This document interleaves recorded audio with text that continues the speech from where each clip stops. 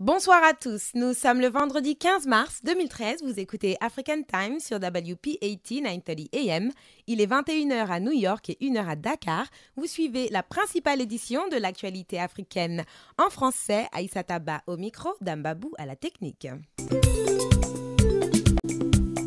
Au sommaire, en Côte d'Ivoire, à l'ouest du pays, un affrontement a laissé 2 morts au sol. Notre correspondant Etienne Tano y reviendra. Il continuera avec l'affaire du commandant Abéi, ex-patron de l'escadron blindé d'Agban, dont le procès est fixé à la date du 3 avril 2013. Et toujours en Côte d'Ivoire, se préparent les éliminatoires de la Coupe du monde de football 2014 au Brésil. En Mauritanie, Camara Seydi Moussa nous parle d'une tentative de fraude par des Sénégalais. Désespoir ou culot, à vous de choisir. Au Sénégal, la justice continue sa croisade contre les dignitaires de l'ancien régime. Mise en demeure de Karim Wade, Ignace Ndeye nous donnera plus de détails sur cette convocation. Toujours au Sénégal, c'est un défilé en haut lieu qui agite le pays. Cette semaine, le pays de la Teranga reçoit Dioncoundé Traoré, chef d'État du Mali, Michel Slimane, président du Liban, et le roi Mohamed VI du Maroc. Et on ne peut terminer les titres du Sénégal sans parler des étudiants qui deviennent de plus en plus créatifs, dans l'espoir d'entrer en master après avoir échoué leur examen d'entrée. Comme la grève de la faim n'a eu aucun effet, 3 étudiants se sacrifient par le feu. Au Bénin, Salomon Dessous nous rapporte que le président Boniayi envoie ses militaires faire la guerre au carburant illégal, mais une surprise de taille les attend. Et toujours au Bénin, le chef de l'État reçoit 150 milliards de francs CFA de la Turquie en aide pour couvrir le déficit en énergie. En Guinée, Mamadou Baldé nous relate les dernières informations sur la situation de la Commission électorale nationale indépendante.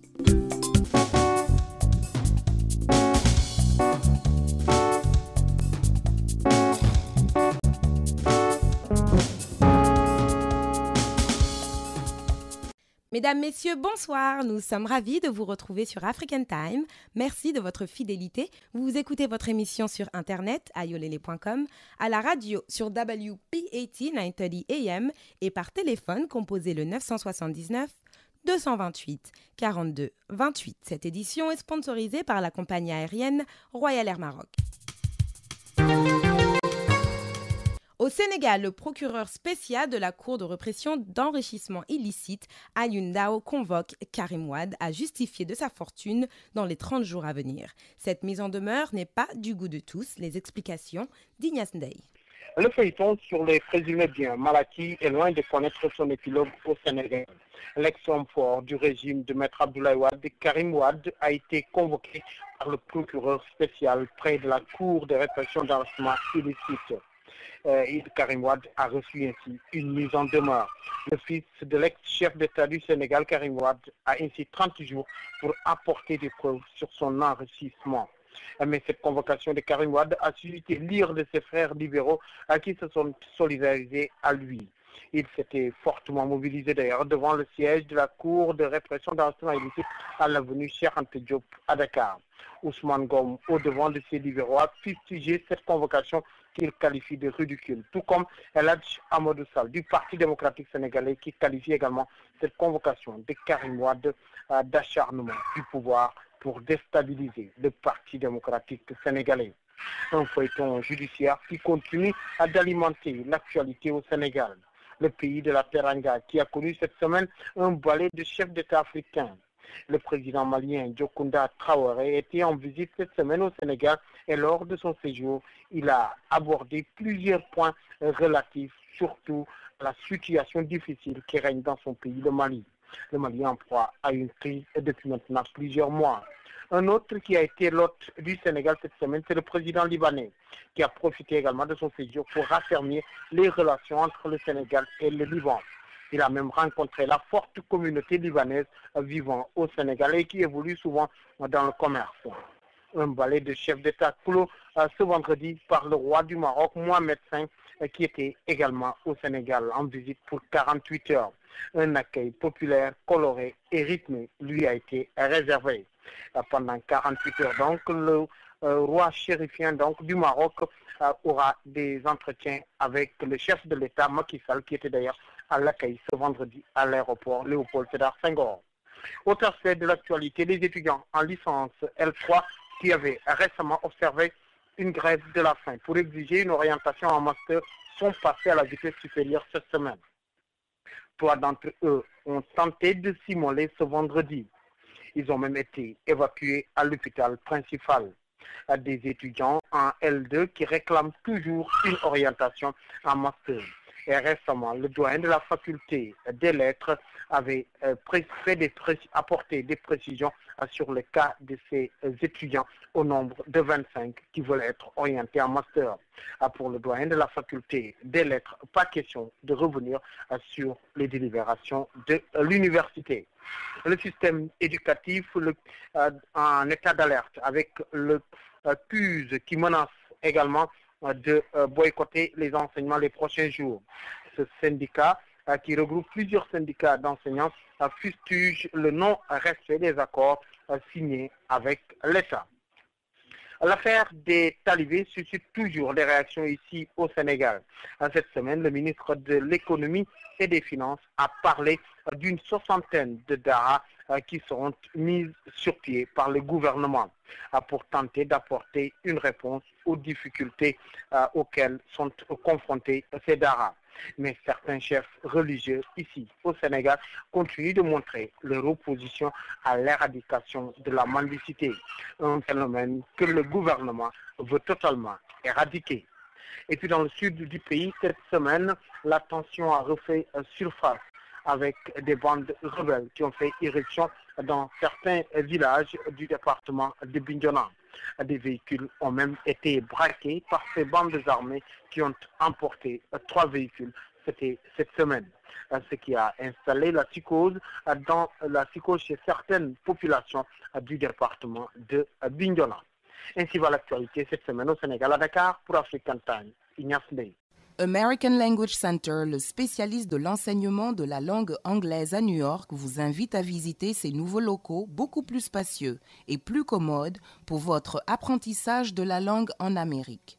Il se situe au 229 Ouest, 36e rue, au 3e étage, entre la 7e et la 8e avenue, à 2 rues de Penn Station. Après 35 ans d'expérience et un corps d'enseignants hautement qualifiés, American Language Center propose des cours pour les débutants et pour tous ceux qui veulent approfondir leur connaissance de la langue. Les frais de scolarité d'American Language Center sont très compétitifs et son enseignement est le meilleur dans le pays. Pour les habitants de Queens, la branche locale est au Jackson Heights, 7501 Broadway. Pour tout renseignement, appelez 1-800-ENGLISH, 1-800-364-5474, 1-800-364-5474. Demandez après André.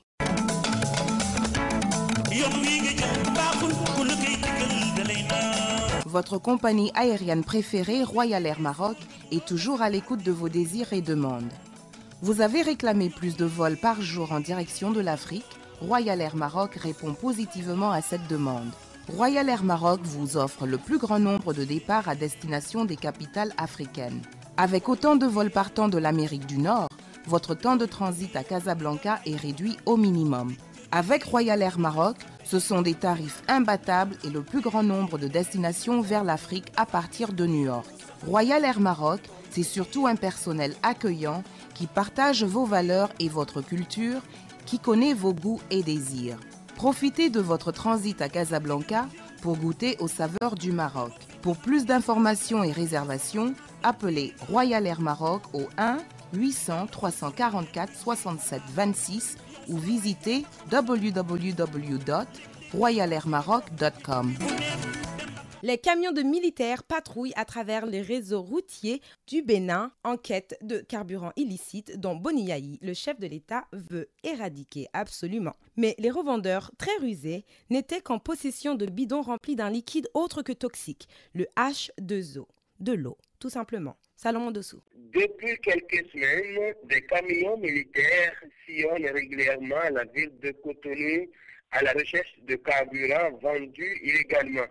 il est fréquent d'assister à des ramassages manufacturiers de stocks d'essence frelatés auprès des vendeurs aux abords des rues.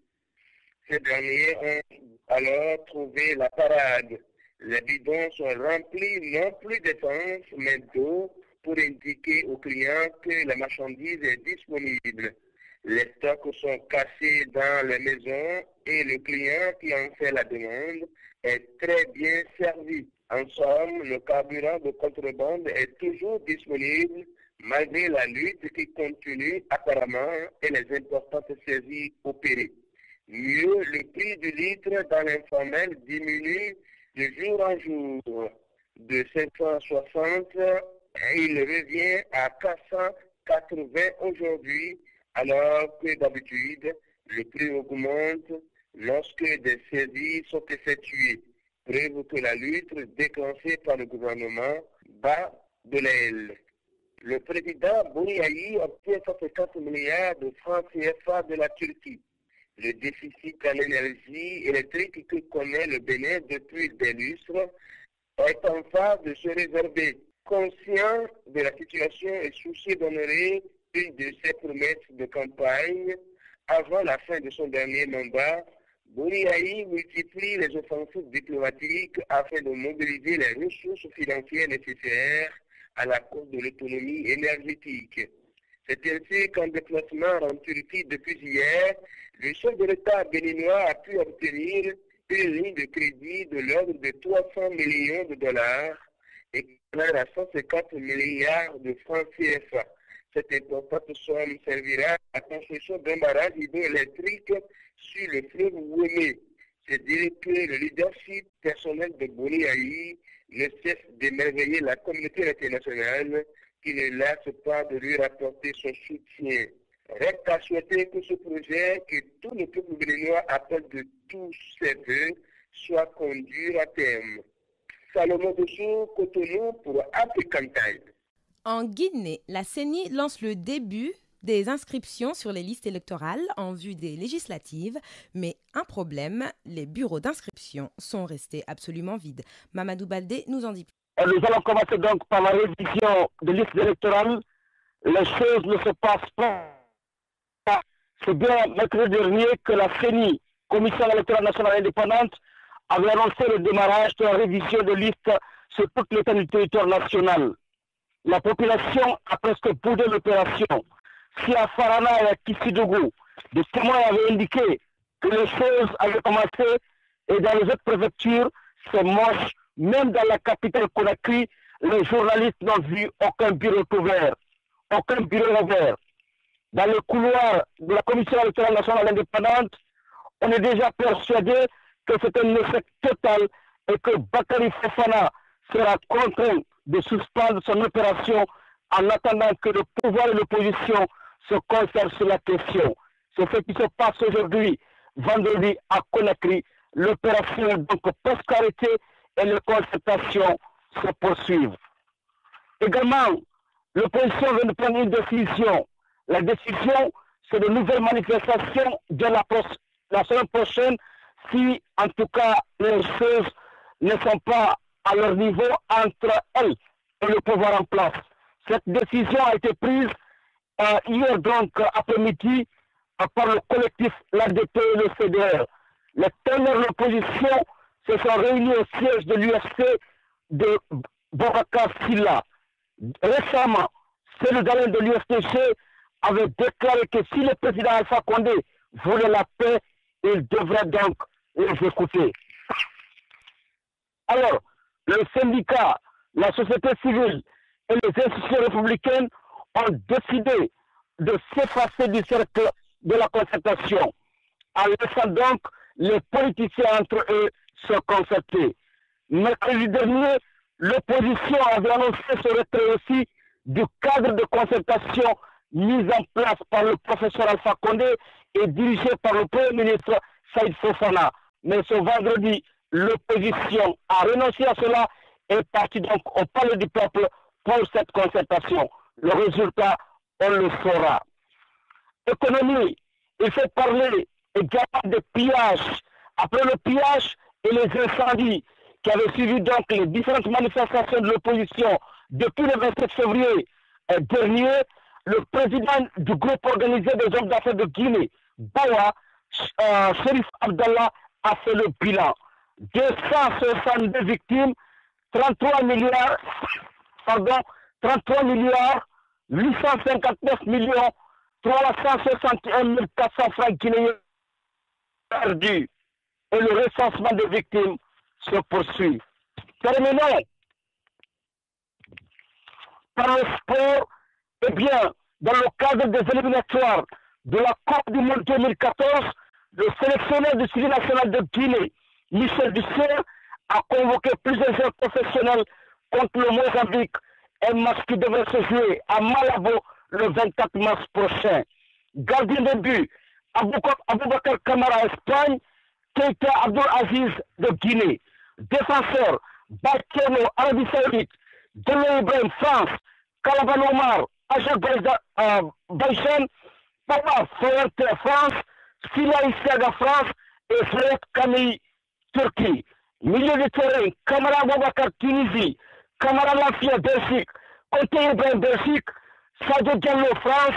et Kara Mohamed, Danemark. Comme attaquant, Bangoura Alassane, Égypte,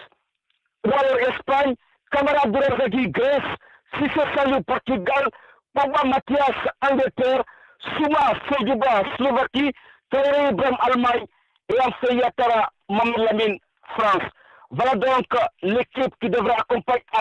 affronter le Mozambique le 24 prochain. Mamadou Baldé, Aminata Point pour African Time. Un restaurant africain contemporain, attention, c'est J Restaurant chez Astamaram au 2479 de la 8e avenue entre 132 et la 133e rue. Le numéro 212 861 36 63. Je répète, 212 861 36 63.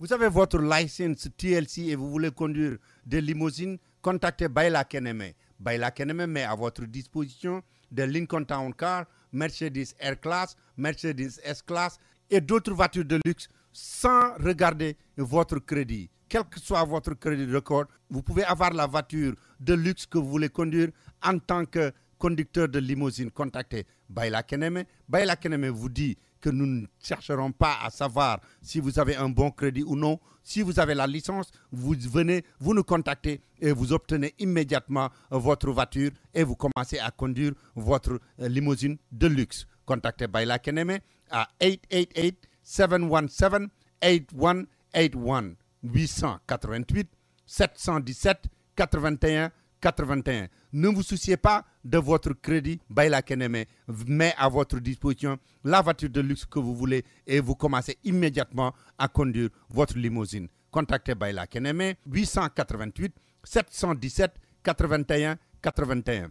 La Côte d'Ivoire n'est toujours pas en reste. Les attaques continuent à effrayer la population et effacer le territoire ivoirien de ses villages. Ce dernier combat a pour bilan 2 morts et un village en feu. Étienne Tano. Des violents combats à l'ouest de la Côte d'Ivoire. Dans la nuit du mardi 12 au mercredi 13 mars 2013, l'ouest du pays a une fois de plus essuyé une incursion meurtrière menée par des hommes lourdement armés, notamment des fusils d'assaut et des lance-roquettes. Bilan 2 morts et 5 forces républicaines de Côte d'Ivoire SRC portés disparus et de villages incendiés. L'on dénombre au moins une 50aine d'individus visiblement aguerris au combat qui avaient visé le barrage des FRC basé dans le village de Vieblich à environ 15 km de Boulequin, qui lasse tout le peu tenu par 7 soldats. L'un de ceux-ci a été tué sur le coup et 5 autres portés disparus. Au cours de cette opération menée de 3h à 6h du matin, dans le camp des assaillants venus du Libéria voisin ayant traversé par la suite le fleuve Cavali, il y a eu un mort. Dans leur fuite, les assaillants ont incendié et mis à sac certains villages. Arrêté le 5 février dernier au Ghana, le commandant ADI sera devant les tribunaux ivoiriens le 3 avril prochain. Cette information a été portée à l'attention de la presse hier jeudi par le commissaire du gouvernement Ange Kessi qui faisait le point des procès en cours. Il a par la suite abordé, entre autres, les dossiers relatifs au procès de 8 commissaires de police, dont l'ancien directeur de la direction de surveillance du territoire DRC, Négré César, l'ancien chef des unités spéciales de police et le commissaire Yoro, ex-directeur adjoint de l'Est-Sécosse. Pour ce qui concerne le procès de Jean-Noël Abbaye, ex-commandant du groupe d'escadron blindé, il est poursuivi pour désertion. Football pour terminer, éliminatoire de la Coupe du Monde 2014. Les éléphants de Côte d'Ivoire affrontent la Gambie. Plus d'un mois après leur parcours désastreux à la CAN 2013 en Afrique du Sud, les éléphants de Côte d'Ivoire vont essayer de recoller les morceaux face aux scorpions de la Gambie. Avant cette rencontre qui aura lieu le 23 mars prochain, l'entraîneur franco-tunisien fait un pied pour rétablir sa liste. Une tâche pas aisée pour le franco-tunisien à raison du manque de cohésion au sein de l'équipe ivoirienne. La presse nationale s'était d'ailleurs fait l'écho de cette ambiance malsaine pendant la compétition de la CAN 2013 en Afrique du Sud. Étienne Tano, Abidjan pour African Time. En Mauritanie, à Braquenard, dans le sud exactement, la gendarmerie arrête 7 Sénégalais au centre de biométrie. Ils tentaient de se faire une nouvelle identité à des fins qui leur sont propres. Plus de détails avec Camara Seydi Moussa. À Mauritanie, le chef du centre de Mal, dans la région du Braquenard, au sud du pays, pour l'enrôlement à l'état civil biométrique, et 5 Sénégalais ont été appréhendés par la gendarmerie mauritanienne ce mercredi. Après le petit akhbar, ensuite bien informé de la place, le même chef de centre a été muté il y a quelques temps de Darnaïm, dans un quartier de Nouakchott, au Braquenard, après une autre tentative d'enrôler l'un de ces 5 Sénégalais en question. Ce qui est paradoxe dans ces pays d'exclusion et de racisme contre le noir, devenu xénophobe aussi avec l'ère Abdelaziz, c'est qu'en décembre 2012, des sources sûres avaient indiqué à certains médias que des instructions officielles ont été données au nord du pays pour l'enrôlement des ressortissants sahraouis à l'état civil biométrique. À l'époque, le correspondant du site web d'information à l'Akhbar avait constaté des tentes secrètement dressées pour accueillir des Sahraouis venus se faire recenser ou enrôler. Ces derniers étaient également accueillis dans des maisons, appartements à d'importantes personnalités politiques et des milieux d'affaires mauritaniens. Dans l'actualité mauritanienne, on peut aussi retenir que l'autorité judiciaire de la capitale de Trarza, Rosso, a ordonné la confiscation et l'incinération d'une quantité de 2000 kg de poulet avarié qui avait été autorisé le 13 mars à entrer sur ordre du même tribunal en provenance de la Gambie. La cargaison de poulet en question a été interceptée par la douane se fondant sur l'expertise du médecin chef vétérinaire. Mais sous la pression des milieux officiels, la douane l'avait laissé passer. Elle a finalement été récupérée et remise aux autorités compétentes sur décision du même tribunal pour être incinérée. Toujours en Mauritanie et à Nouakchott, le conseil de politique monétaire de la Banque centrale de Mauritanie réuni ce jeudi 14 mars 2013 en présence de tous ses membres déclare dans un communiqué ce qui suit. Après avoir pris connaissance des agissements de la GBM, contraire aux dispositions légales et réglementaires en vigueur et agissant sur la base de l'article 19 du statut de la Banque centrale, le conseil de politique monétaire de la Banque centrale de Mauritanie décide et adresse en blâme à la GBM conformément à l'article 55 de l'ordonnance 2007-020 du 13 mars 2007 régissant les établissements de crédit. Mais en demeure, la GBM de se conformer aux lois et règlements régissant la profession bancaire lui enjoint de procéder à l'ouverture du guichet et de s'acquitter pleinement de ses obligations à l'endroit de la clientèle sous peine de s'exposer aux sanctions prévues par la loi. Se réserve le droit de prendre les mesures appropriées de création. À la lecture de ce communiqué, comme quoi on peut toujours dire que la guerre continue entre les deux cousins et anciens amis, c'est-à-dire le président de la République et l'homme d'affaires le plus riche de la Mauritanie. La Mauritanie, quant à elle, assiste impuissamment à ces faitons et attend la suite avec froideur. Pour terminer, aujourd'hui, avec la société mauritanienne, à Nouakchott, on va vous terminer ce texte avec un fil d'hiver. À Nouakchott, l'âne qui mordait les passants au quartier de la Sokoujine TS ne mordra plus. L'histoire comparée de l'âne qui mordait des paisibles passants à la Sokoujine, un quartier de la capitale mauritanienne, a pris fin la semaine passée. L'animal, rappelons-le, avait été à plusieurs reprises épargné alors qu'il passait le plus clair de son temps à agresser des personnes, réussissant en plus à mettre pendant plusieurs jours aux alentours des stations totales, des stations totales de Fanterie dans le même quartier. Son propriétaire avait cru alors l'avoir soigné, mais l'on s'en fout. Quelque temps plus tard, l'âne avait repris de plus belle son service en s'attaquant aux passants. Il avait tenté de mordre un groupe de jeunes filles qui revenaient de l'école, mais il en a empêché une extrémiste par des passants. Personne ne pouvait alors s'approcher de cette bête tellement elle était agressive. Elle avait d'ailleurs occupé les principales rues qui mènent au marché, empêchant les passants d'y accéder. Ayant eu marre de cette histoire, un groupe de jeunes hommes munis de gourdins s'était rié sur la bête enragée pour finir ce jour. Camarade Seydou Moussa pour African Time, Nafshat. Et d'autres nouvelles d'Afrique. Au Kenya, la coalition du Premier ministre kenyan sortant, Raila Odinga, déclaré battu au premier tour de la présidentielle du 4 mars, a reporté de 24 heures le dépôt devant la Cour suprême de son recours contre les résultats initialement prévus vendredi, a annoncé un de ses responsables. James Orengo a expliqué ce report à samedi, date limite du dépôt des recours, par le fait que plusieurs associations prévoyaient déjà de déposer leur propre recours vendredi.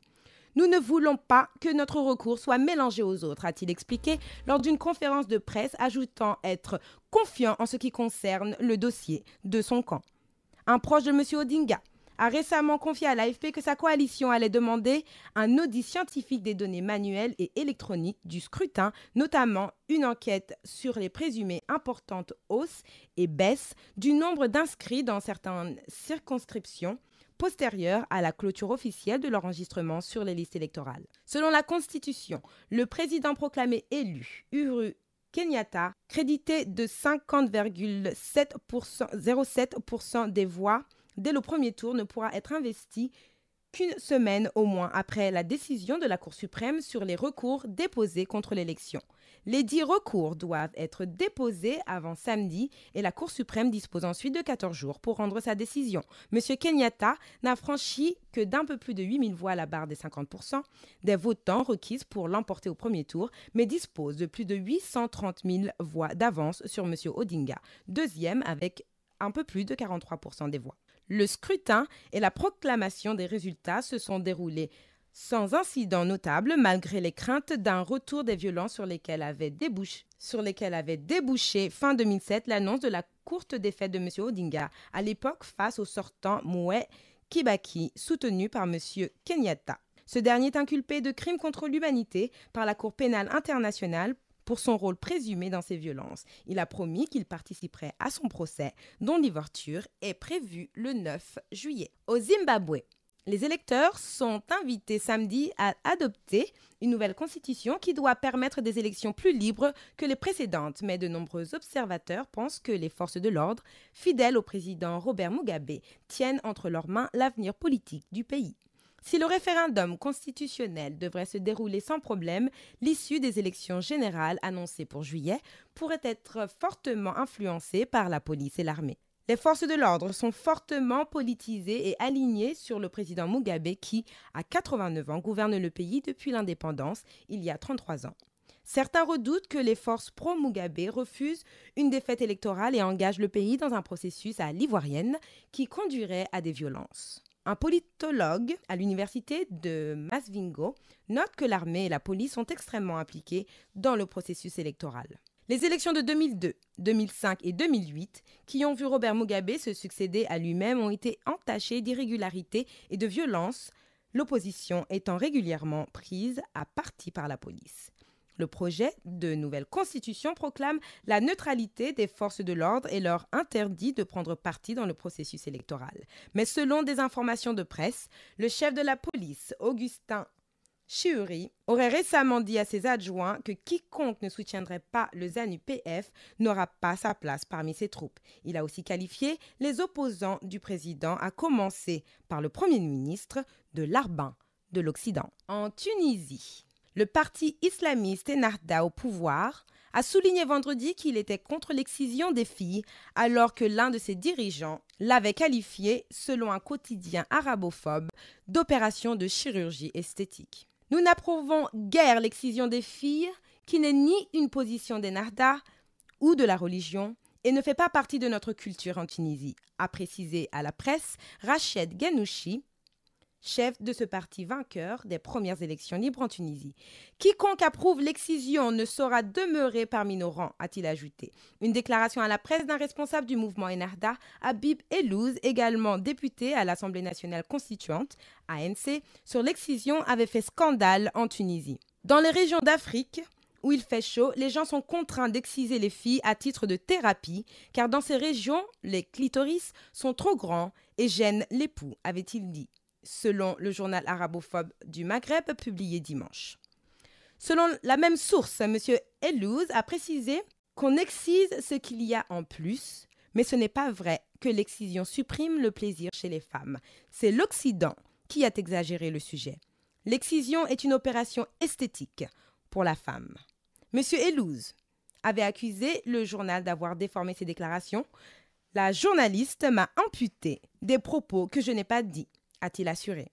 Ennahda, qui dirige le gouvernement tunisien, est régulièrement accusé d'orchestrer une islamisation rampante de la société et d'avoir pour objectif de limiter les droits des femmes, ce que le mouvement dément. Selon l'Organisation internationale des migrations, OIM, les mutilations génitales féminines concernent entre 100 et 140 millions de filles et de femmes à travers le monde, principalement en Afrique. En Égypte, des centaines d'Égyptiens ont manifesté vendredi au Caire leur soutien à un retour de l'armée au pouvoir dans un pays qui n'est toujours pas sorti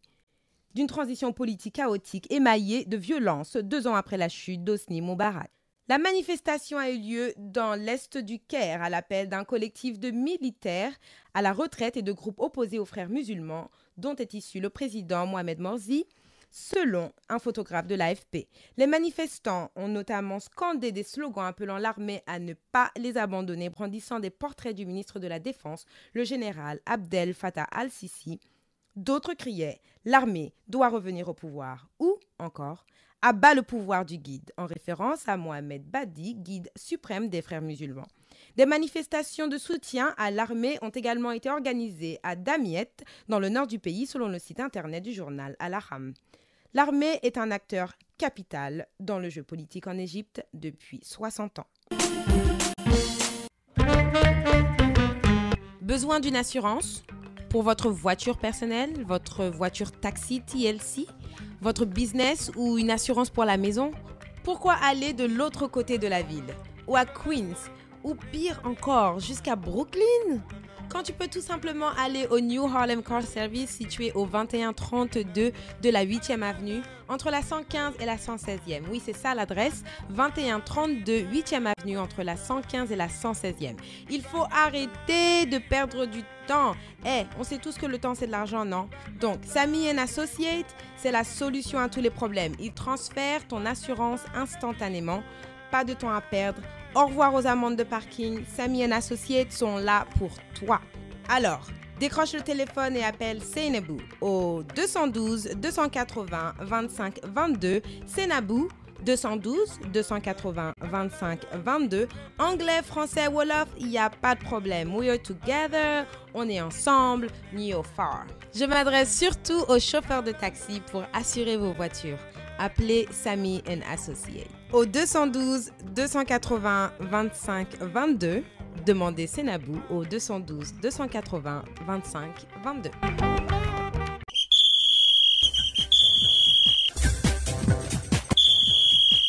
Nous ouvrons à présent la page de l'actualité sportive. En football, les dispositions sont prises pour le match Sénégal-Angola qui aura lieu à Conakry.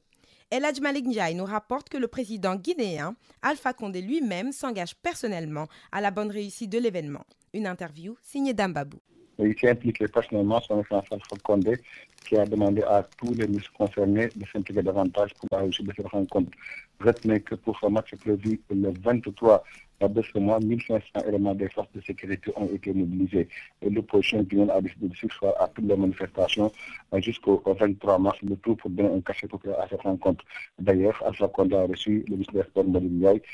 Donc, au cours d'une audience, après cette audience, Mbali Ndiaye a rencontré la communauté sénégalaise à Conakry. Et cette communauté s'est mobilisée pour donner un cachet populaire à cette rencontre. L'ambassadeur du Sénégal à Conakry, le commissaire Léopold Diouf, a annoncé également des dispositions particulières pour la réussite de cette rencontre. Vous savez, la Guinée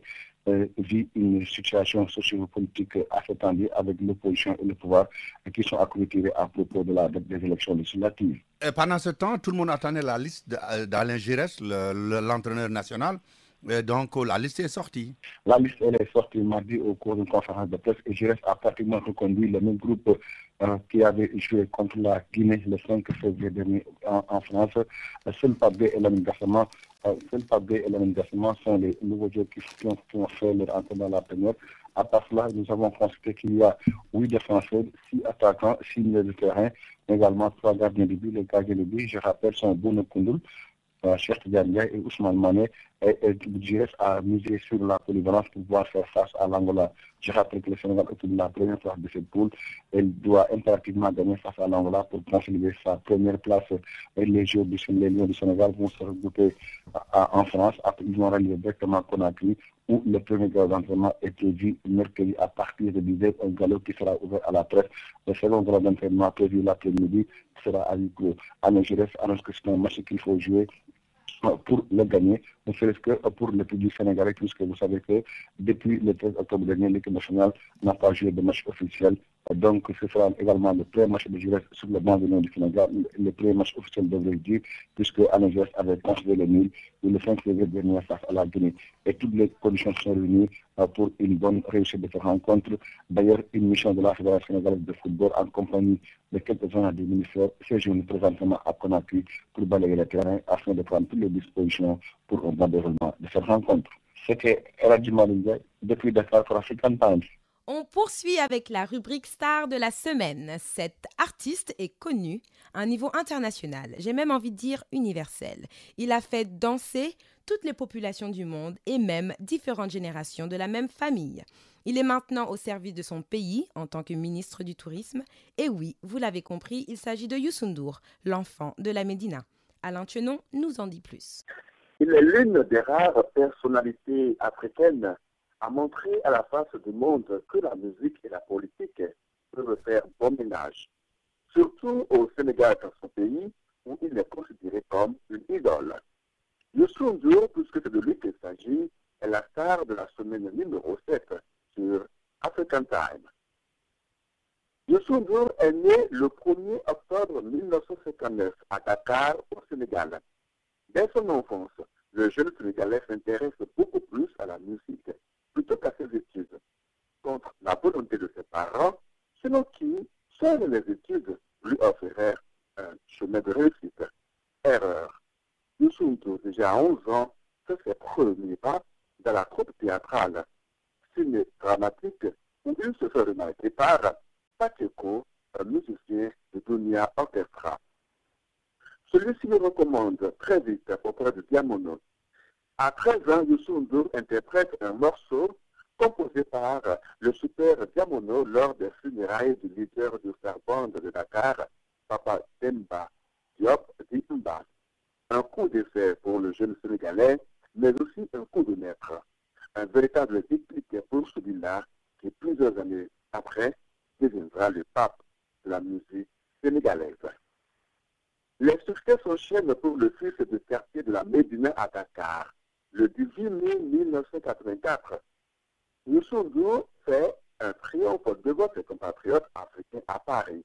En 3 heures d'horloge, New impressionne tout l'espace ballard. Il met l'étape ensuite sur l'Allemagne, l'Angleterre, la Suède. On le réclame en Norvège, en Finlande, en Suisse, et un peu partout dans le monde. Youssou N'Dour fait des amis. C'est le cas de Peter Gabriel, avec qui il se produit au Madison Square Garden de New York, aux États-Unis, en 1987. L'Europe et l'Amérique ont désormais leur star. Youssou N'Dour chante aux côtés des stars telles Angélique Kidjo, Tracy Chapman, Aïcha Koné, Sting, pour ne citer que ceux-là. Le 2 novembre 1990, il monte sur l'Olympia avec son deuxième album. Le morceau Seven Seconds avec Nene Sherry, sans consonance africaine, permet au Fils de Dakar de se connaître beaucoup plus sur la scène internationale. Véritable carton commercial à travers le monde. Plus de 1,5 million exemplaires vendus. L'année 1998 sera également une année de défi pour la star. Le titre, La Cour des Grands, chanté avec la Belge Axel Red, est retenu comme hymne à la Coupe du Monde organisée par la France. Youssou N'Dour, c'est aussi le business. Il est également un homme d'affaires avisé à la tête de plusieurs entreprises dans le monde. Auteur, compositeur, interprète et musicien, Youssou N'Dour est depuis le 12 août 2012 membre du gouvernement de son pays, le Sénégal. D'abord ministre de la Culture et du Tourisme, puis ensuite ministre du Tourisme et des Loisirs depuis le 29 octobre 2012. Comme quoi, du show business à la politique, il n'y a qu'un seul pas. Merci à toutes et à tous. À la semaine prochaine. Voilà maintenant la Minute Beauté avec Daombay. Elle a choisi de nous parler de la transpiration cette semaine. Écoutons donc les trucs et astuces pour éviter les odeurs désagréables de la sueur. Et cette chronique ne représente pas un conseil médical.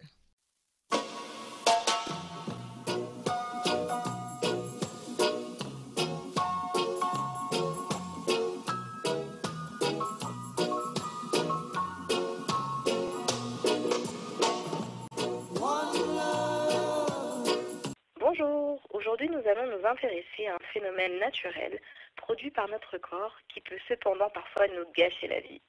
Vous savez cette substance à base d'eau qui apparaît lorsqu'on a trop chaud, on a du stress ou beaucoup de fatigue, voire même du surpoids. Et oui, je parle bien sûr de la transpiration. Alors je vais vous expliquer aujourd'hui son origine ainsi que les astuces pour l'éviter. Et bien sûr, éviter que ce soit un véritable tue-l'amour. Alors en premier temps, sachez que la transpiration permet au corps de se maintenir à la bonne température. La transpiration est positive pour notre corps. En effet, le corps doit se maintenir à une température de 37 degrés et du coup, à la moindre augmentation de chaleur, nos glandes sudoripares, qui sont composées d'eau, d'acide gras et d'ammoniac, se mettent en avant et provoquent parfois des odeurs désagréables. Donc voici les astuces afin de vous éviter de trop transpirer et surtout les odeurs désagréables. En premier temps, primordial, ayez une bonne hygiène de base. Une douche tous les jours s'impose et une application de déodorant matin et soir, ce qui va permettre de neutraliser les odeurs et absorber l'humidité. En premier temps, dans vos vêtements quotidiens, évitez les matières synthétiques, épaisses ou trop proches du corps. Troisièmement, épilez vos aisselles aux premières pousses. Et pour finir, limitez la consommation d'alcool ou d'épices. Bien sûr, petite info plus pour les petits budgets, nous avons un produit dans notre boîte à secrets, le produit incontournable au moindre prix qui va vous permettre d'empêcher d'avoir énormément de transpiration. Ce produit est le bicarbonate de soude, qui est reconnu pour empêcher la croissance en général des bactéries et lutter contre les odeurs. Alors pour les odeurs au niveau des pieds, il suffit juste de saupoudrer un peu de bicarbonate de soude dans vos chaussures. Et pour la transpiration des aisselles, appliquez-le directement sur les aisselles, comme du talc. Merci à vous et à très bientôt. Daombay pour African Time. C'est la fin de cette édition, merci de l'avoir suivi. Dambabou va prendre le micro pour le journal en Wolof. On se retrouve vendredi prochain à 21h pour une nouvelle édition d'African Time sur WP 8930 AM. Bon week-end à tous.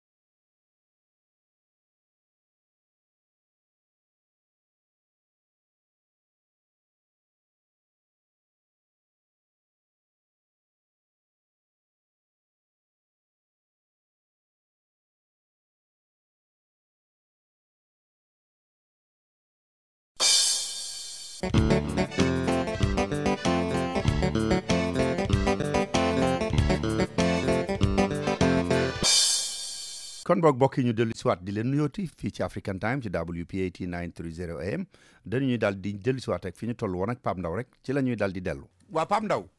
ñu ngi doon wax ci mbiru Karim Wade maa ñuy def publicité yi mais am na ñuy wax ne sax visite bi nga xam ne moom la roi wu Maroc di def ci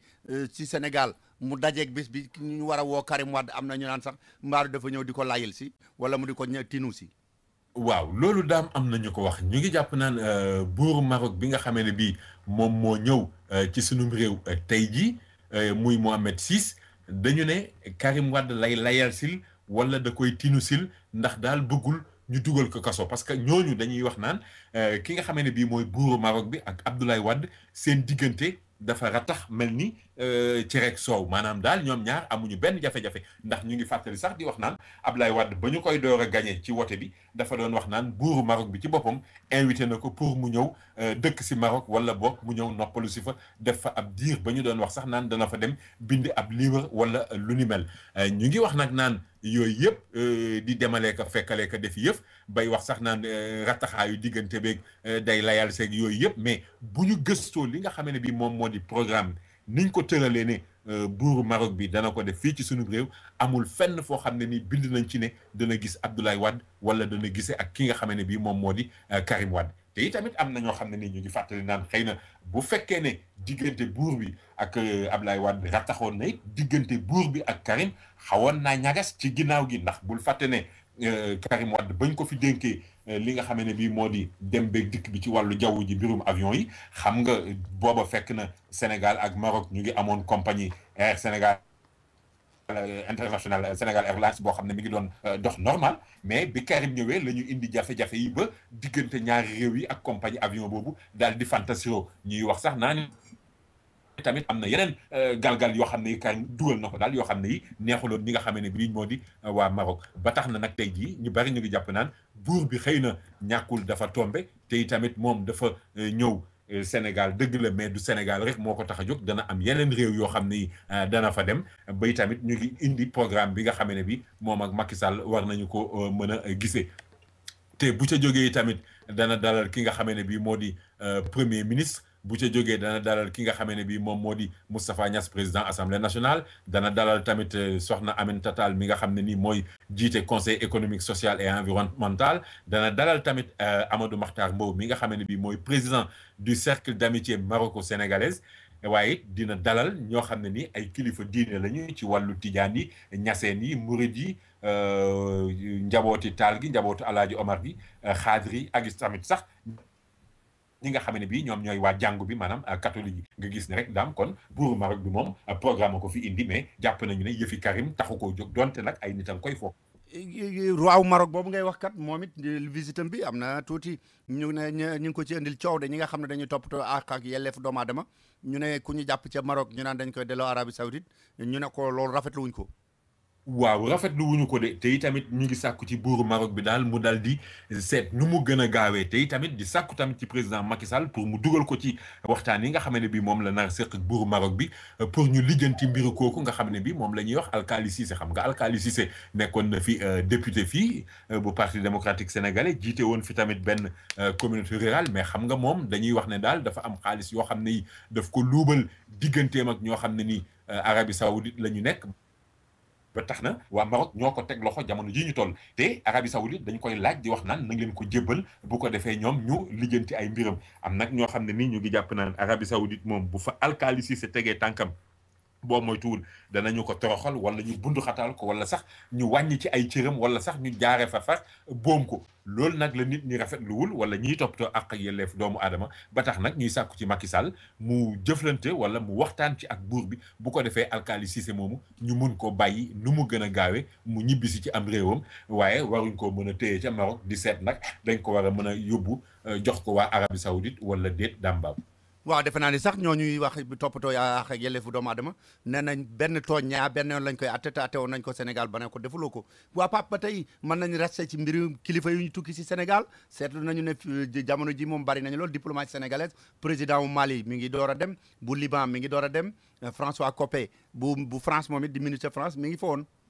waaw mu mel ni rek Damba bu fan yi nga xam ne bii moom la ñu génn day kii di président de la République di Macky Sall mi ngi dalal ay gan yi ni nga ko waxee Dioncounda Traoré bu Mali moom moo fi ñëwoon na fi def fi ñaari fan xam nga loolu jàpp nañu ne la xew ca Mali ak mbir ya na mu demee waxtaanee nañ ko fi ak itamit ndimbal li nga xam ne bii Sénégal dugal na ko fa ci wàllu soldat ak itamit loo xam ne ni dafay tax diggante ñaari réew yi gën a ratax waaye ki nga xam ne bii moo di président wu Liban moom tamit ñëw na fi ñëw bi mu fi ñëw moom itamit ñu bari rafetlu nañu ko ndax tey jii booy xool fii ci suñu réew am na fi ay libanais yoo xam ne tey jii boo leen yóbbu woon Beyrouth Ndakaaru wala Touba Mbacké wala dégg nga ma Ndar la ñu gën a xam que li nga xam ne bii moo di Beyrouth ndax am na ci ñoo xam ne nii biñ ci waxtaanee ak ñoom rek ñu ngi wax naan ñoom lekk nañu ndambe lekk nañu cere mbuum xam nañu sax li nga xam ne bii moo di nëxal te daam boo moytuwul tey jii foofu ci seen New York googu ngeen nekk bu weesoo ñi jotoon jaar daara am na ñoo xam ne nii tey xamuñu lekk gi nga xam ne bii moom la ñuy wax nëxal ñooñu nag di wax naan kon ñëw seen président fii ci Sénégal rafetlu nañu ko lool ñoom itamit waaye Jean-François Copé mi nga xam ne bii jamono yi ñu toll moom moo jiite UMP di parti bi nga xam ne bii moo nekkoon parti Nicolas Sarkozy te ñu daan ko ci wote yële ñu génn moom itamit mi ngi fi ba tey rek di jéem a yaatal moom itamit ak di jéem a lijjanti noo xam ne bii mën na koo gën a dëgëral li nga xam ne bii mooy relation yi diggante ñoom seen parti ak ki nga xam ne bii moo di Macky Sall rawatina bi nga xam ne bii dañuy wax naan Ousmane Tanor Dieng digganteem ak François Hollande mi nga xam ne bii jamono ji ñu toll moom moo jiite réewu France ratax na lool ba tamit tax diggante Hollande ak Macky ratax lool mu mel ni ñoom waa UMP dañu bañ rek Sénégal ak ñi nga xam ne bii ñoo di socialiste yi ca France dañ leen di daal di aakimoo bokk na it ci la li tax Jean-François Copé ñëw ci sunum réew. waa Pape kon bàyyil ma ajaraat te ñëwaat. demal te ñëw.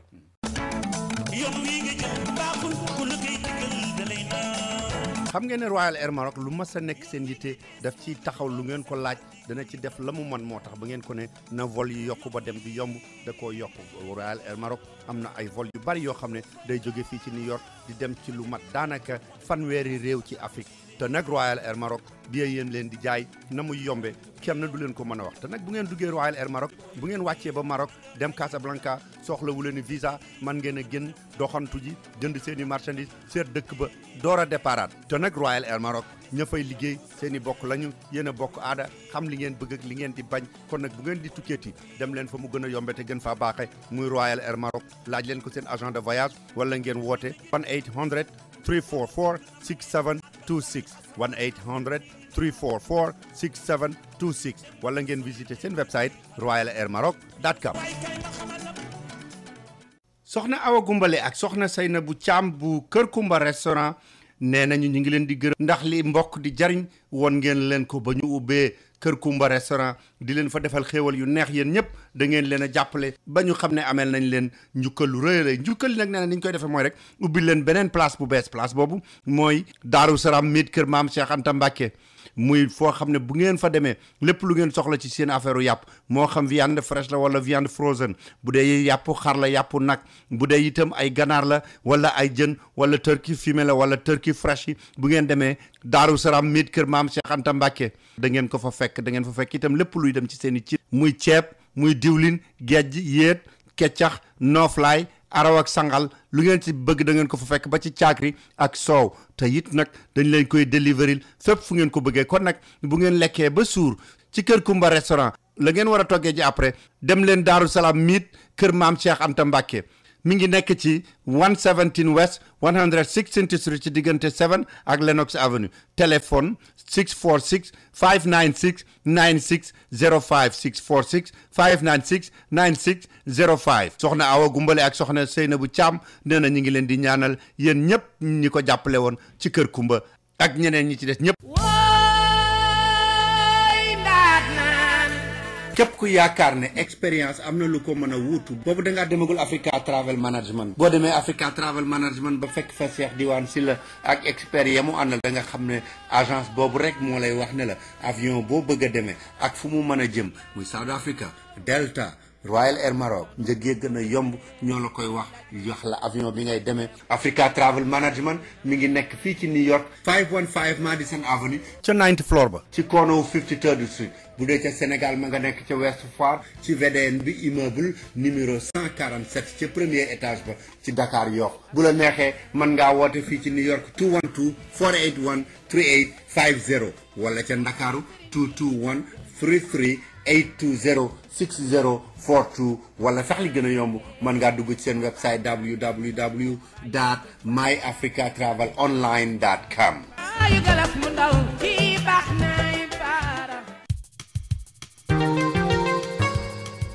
waa Pape dañuy dellu si waat ci mbiri xaalis yi ñu doon wax Ndeye Khady Gueye defe naa tey ji moom it la delluwaatoon tribunal naan naa tayle li ma yor te ñu bàyyi moom a génn ba bañ may àtte. waaw Ndeye Khady Gueye de nekk doom ci Léna Fall Diagne dafa mel ni kasob jigéen ñene ca Liberté 6 fa nga xam ne nii fa la ne bëggatu ci lenn ndax xam nga moom dañu koy topp naan dafa luubal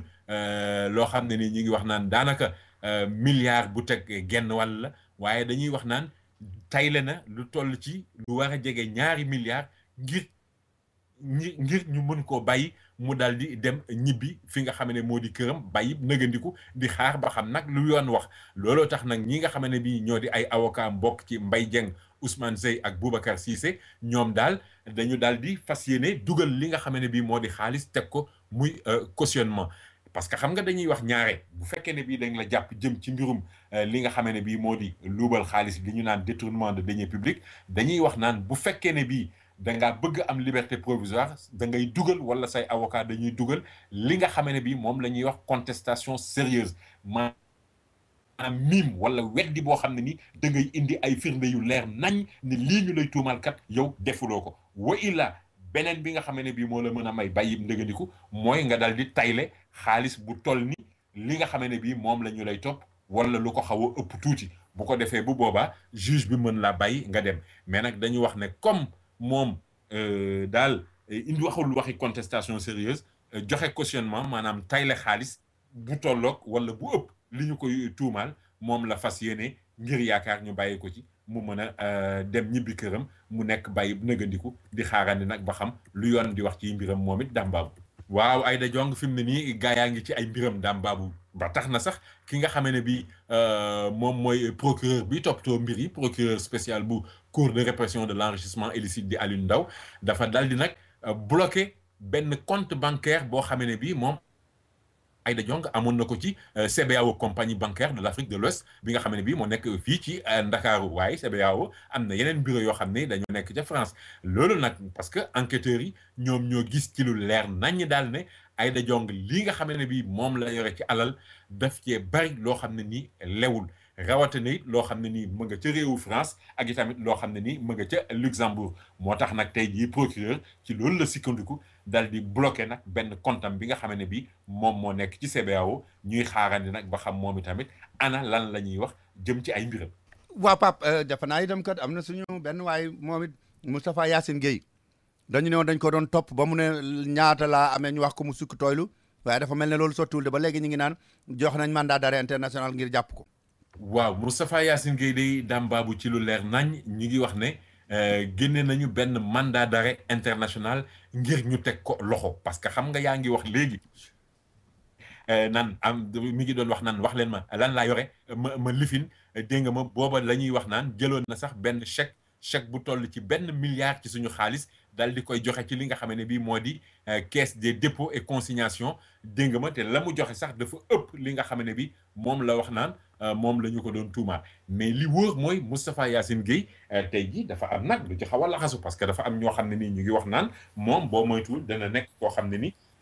ku jafee teg loxo lay doon ndax jege boo xam ne nii daf ko jege ñi nga xam ne bii mooy lenn ci sëriñ si nga xam ne bii ñoom ñoo nekk Touba ndax ñu ngi wax naan Moustapha Yacine Gueye booy xool sax ñu ne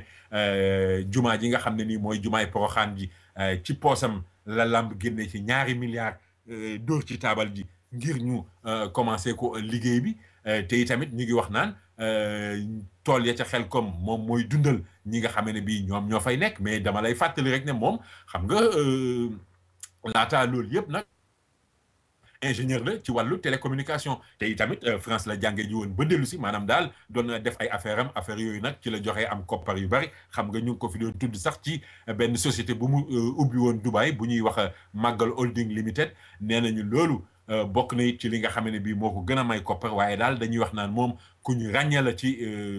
côté yoonu murit daal ndax tamit Hizbut Tarqiyyah jotoon na cee dugg laataa mu ciy génnaat ginnaaw boo xamee ne bii moo ko Atou Diagne bokkuñu woon daal xëy na noo xamee ne bii noonu lañ doon gisee tey jii nag am na ñoo xam ne ñu ngi wax naan Moustapha Yacine Gueye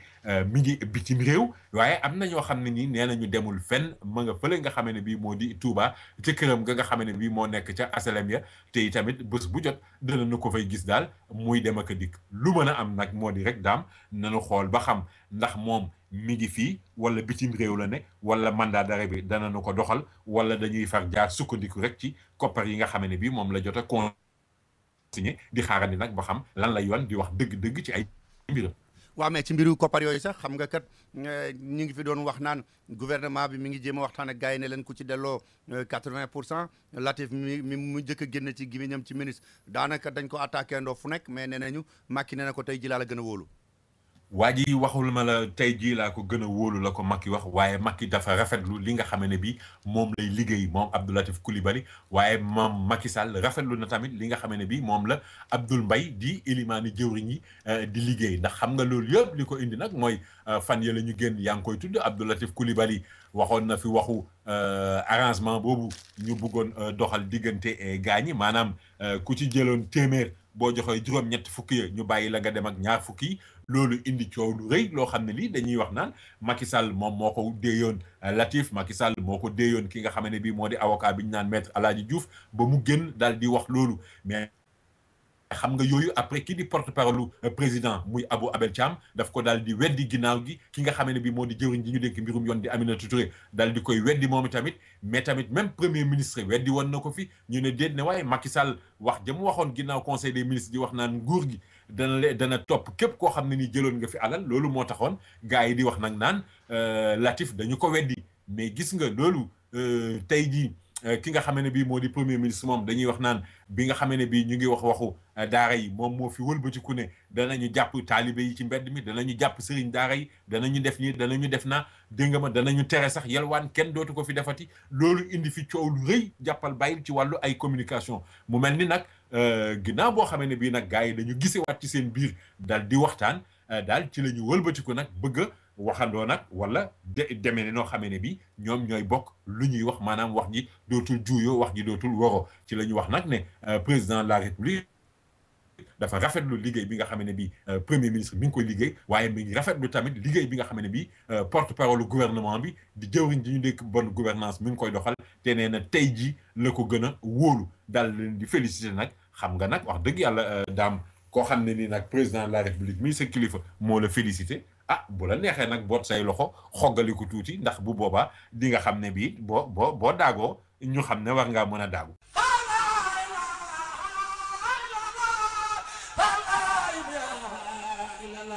képp kuy jàmbat ku lay yóbbul say bagage ma wax la shipping bi kan moo ci gën a gaaw mooy Babul Mouridina International Express Shipping Babul Mouridina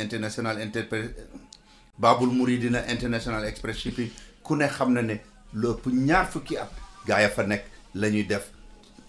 def shipping kenn mënu cee yem ak ñoom expérience ñi ngi nekk ci 1214 Broadway number 212 man nga leen a woo ci seen numéro téléphone bagage yoo mën a am ak fu mu mën a jëm ci Afrique moo xam da nga jënd salon bu bees moo xam da nga am valise booy yónnee moo xam da nga am oto booy yónnee lu mu manti doon yóbbu ko Babul Mouridina International Express Shipping boo ci bëggee xam lu gën a leer rek li ngay def woo leen ci 646 861 2814 yéen ñëpp miin ngeen Modou Fall ak Moustapha Diop ci lu jëm ci yónnee bagage yemuñu ca kenn te ña nga fi ba ko kenn tàmbaleegul woon wool Modou Fall ci 646 296 2453 wala nga woo Moustapha Diop ci 646 696 5987 bu dee ca Ndakaaru la yomb naa dem jëli sa bagage sa famille dañu dem rek fi nga xam ne mooy Sodida ci zone industrielle bi wala ñu woo El Hadj Sarr ca Dakar 77 644 1544 wala ci 77 626 1366. yàgg ngeen koo xam yàgg ngeen koo wóolu mu yàgg leen a taxaw ngeen bëgg ci lool lépp lu jëm ci seeni taxe da ngeen di dem ci Fallou Ndaw expert ya mu àndal Fallou Ndaw fii ci université Amérique bii la jànge ba mokkal ñu door koo jox ay lijaasaam lépp lu jëm ci mbiri taxe loolu la xam lool ba mu mat sëkk te bu leen fàtte ne taxe yi nag li ko tàmbale ci janvier ba avril lay jeex bu leen ko yeex a def bu ngeen seetee Fallou Ndaw dana leen ci taxaw ci compagnie am Logic 6 mi ngi nekk ci diggante 120F ak 121st bu dee income tax la personal tax wala seen business tax la bu fekkee itam da ngeen di taxawal seen compagnie bëgg ku leen ko defal wala ku leen defal seen i accounting dem leen seeti Fallou Ndaw ci Logic 6. Fallou Ndaw am na numéro téléphone bu bees mi ngi nekk 917 365 2115 917 365 2115 917 365 2115. léegi Pape defe naa ne mbiru xaalis bi moom du jeex xam naa ne rek li ñu def nu yem ci foofu ci lu jëm ci ayu bisu tey gi bu altine dinañ ci dellu si waat ak àjjuma ji di ñëw bu soobee yàlla. bon léegi Pape kon bu ñu dellu see léegi xanaa ñu daal di wax ci loo xam ne itam xanaa ñiy dem Sénégal ak Gambie wala ñiy dem ki Ziguinchor de bu dee dëgg moom dana leen neex lool ñu ne pont bi masoon a të ca jamonoy Senghor ba léegi ñu ne léegi waa Gambie ak Sénégal déggoo nañ ci. waaw Gambie ak Sénégal day wax nañu ba juboo jëm ci mbiru pont bi nga xam ne bii moom la ñu bëgg a def mu jéggi lii di dex gi ñu naan Gambie daal di remplacer li nga xam ne bii moom mooy bag yi nee nañu nag loolu ñu ngi ko wax ginnaaw dajeb ñetti fan boo xam ne nii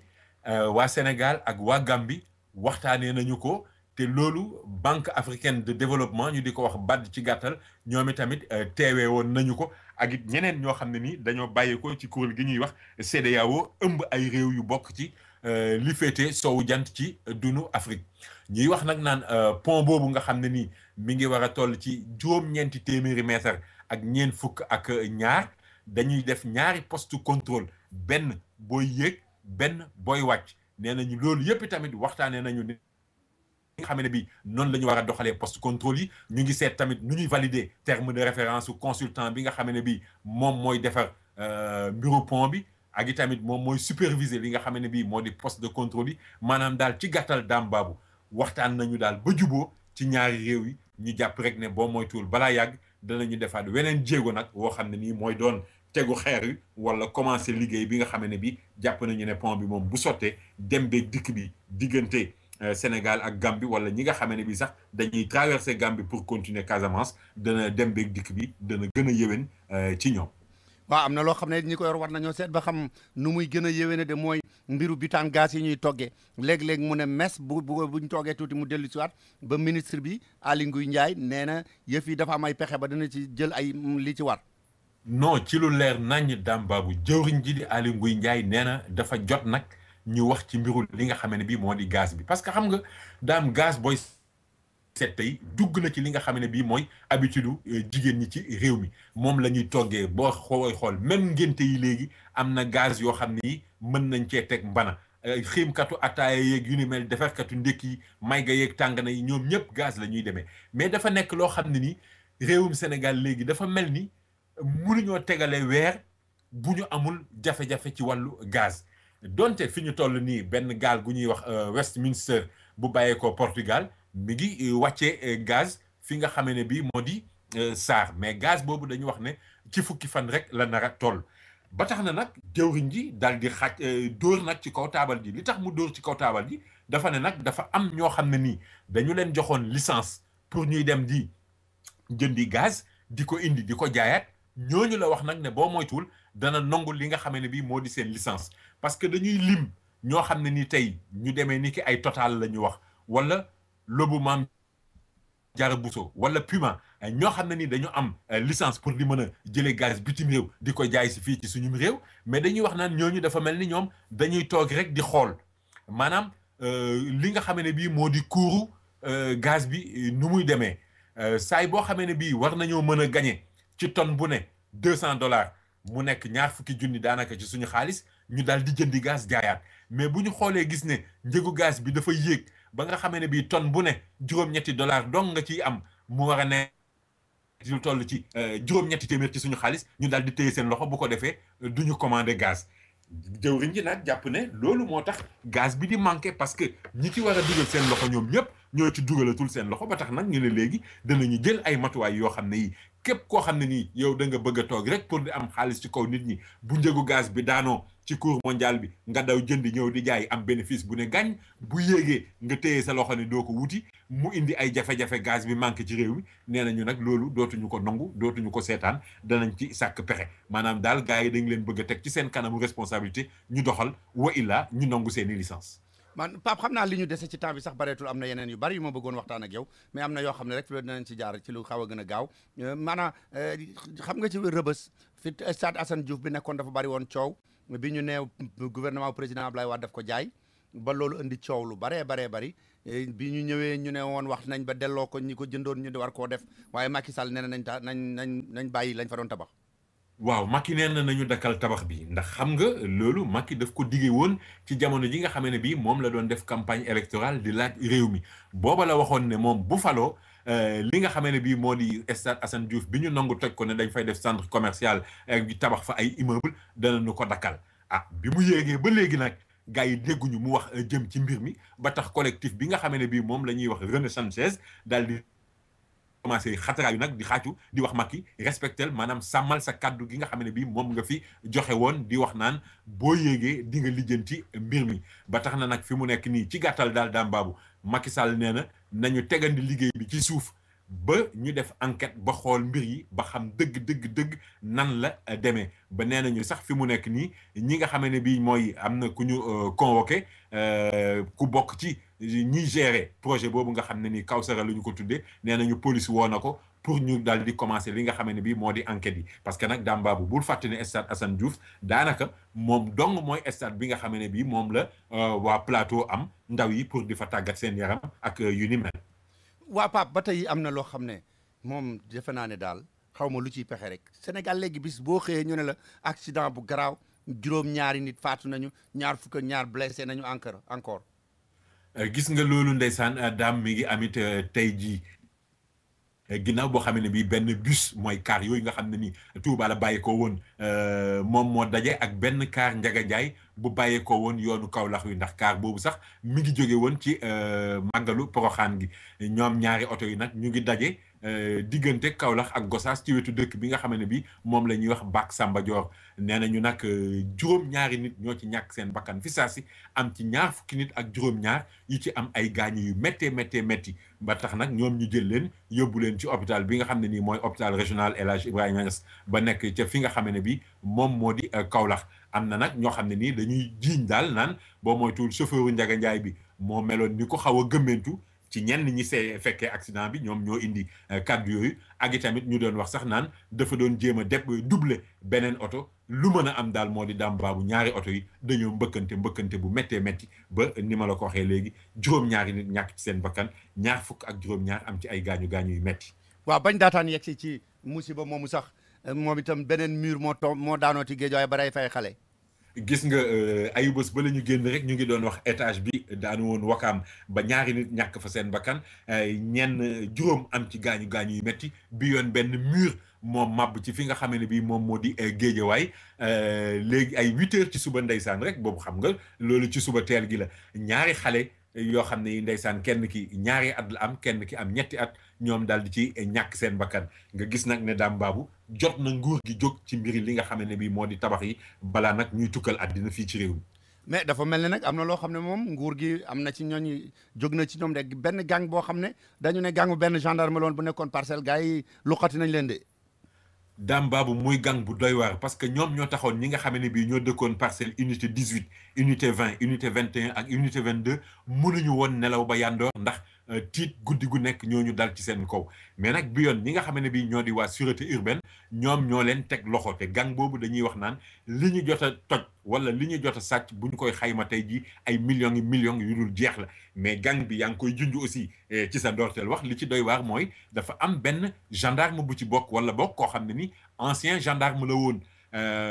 moom ñu ngi yoroon lu demee ni ki ay lawal weer ay kagul ay piloweer ak ay gilet yoo xam ne yëpp bu ci ne dañ ciy bind gendarmerie yu ni mel loolu daal xam naa bokk na ci li nga xam ne bi moom lañ doon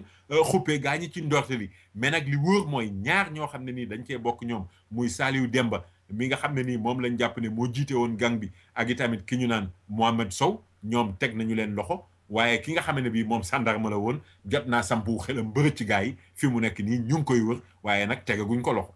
waaw mais defe naa Pala Mbengue de buñ ko déggalee moom it danañ war a teg loxo ay nit nee nañ ak lakk dafa am këram mais moom dafa yaakaar ne ña ko def ñoo ko tey.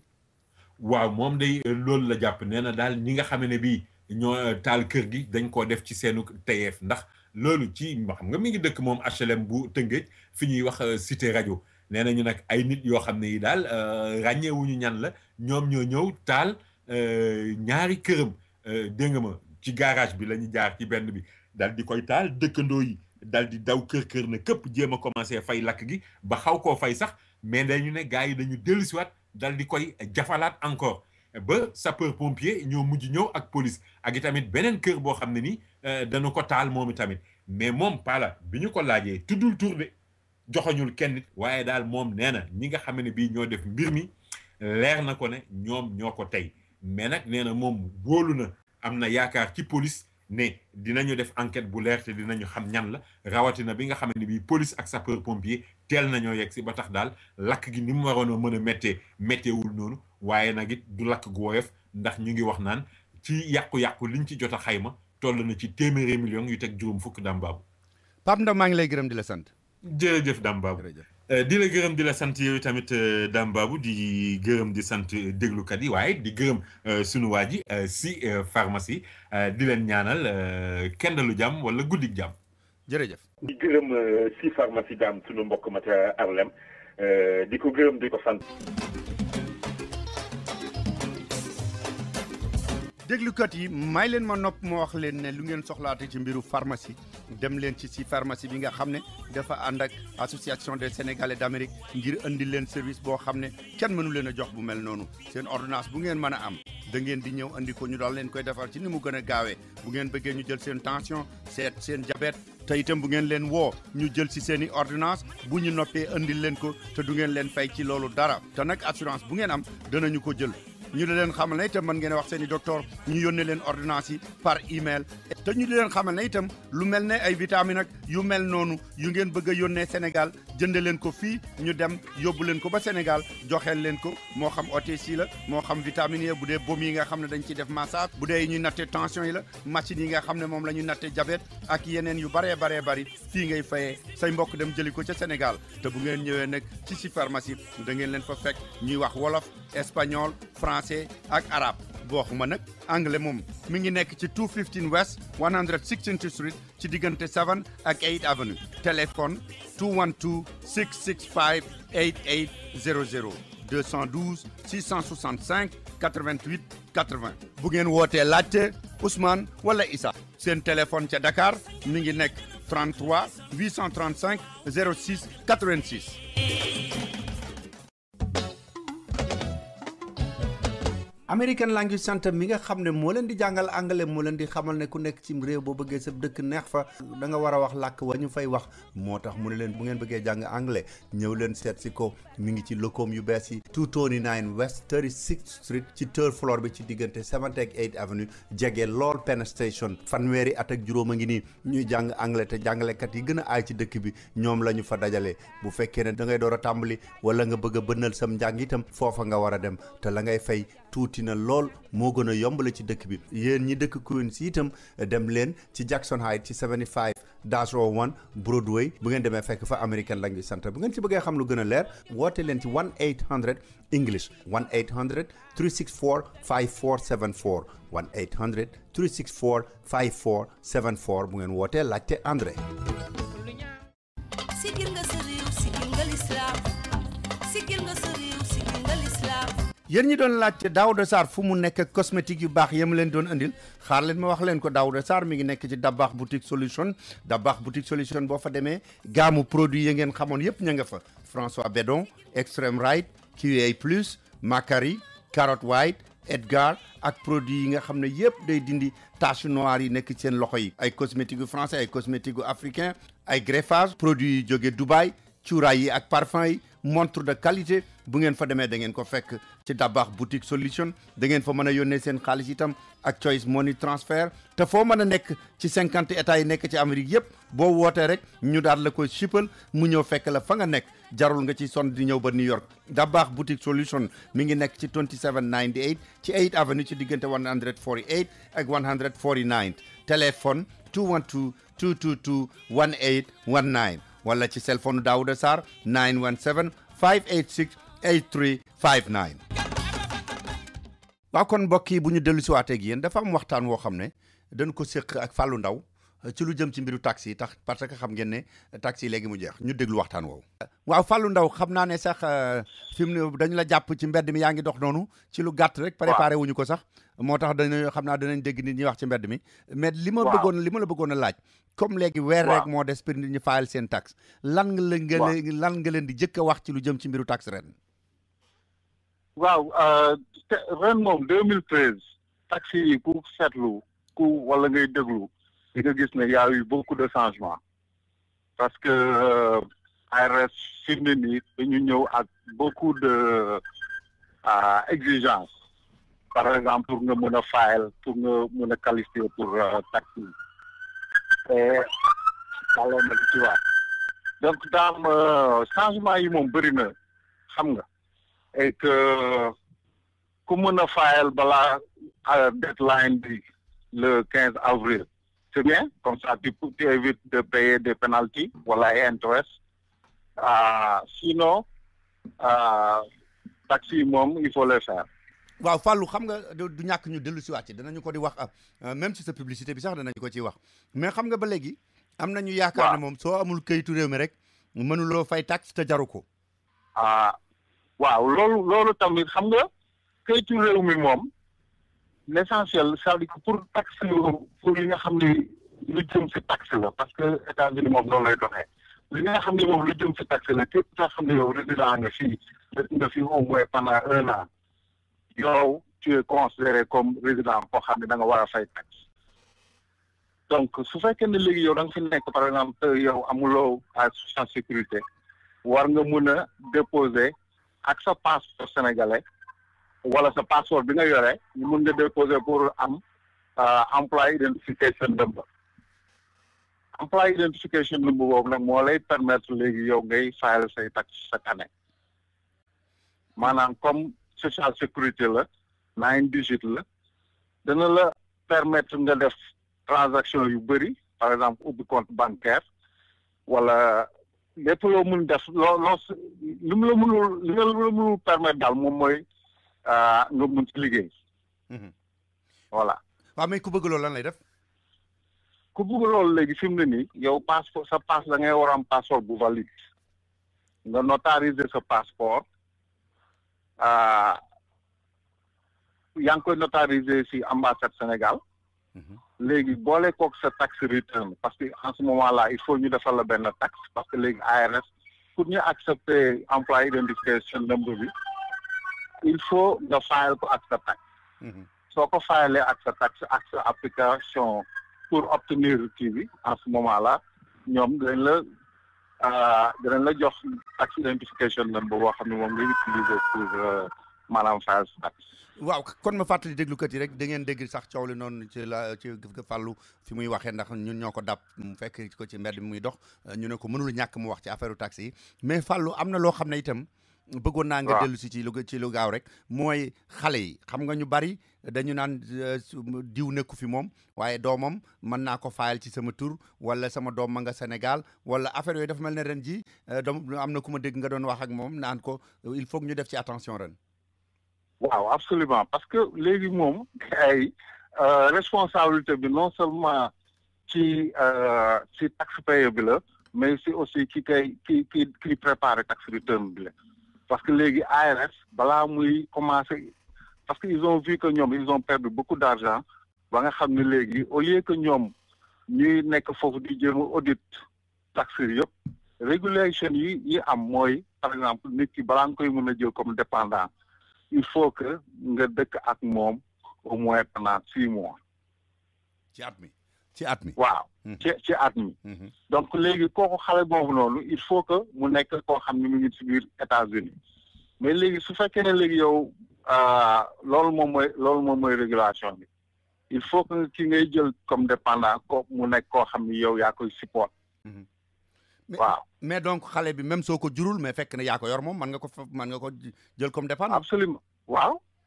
dépendant mun na nekk sa jarbaat mun na nekk sa doom mun na nekk sa parent mais l'essentiel yow mu nekk koo xam ne rek yow yaa koy support au moins pendant 6 mois waaw mais ci affaire taxe retenue itam ñu bari dañuy yaakaar ne bu ñu amul këyit bu ñu defee bu ñu faayalee seen taxe itam duñu bu fekkee dañu leen war a fay duñ ci mën a jot est-ce que loolu dëgg la waaw non parce que léegi dama xamul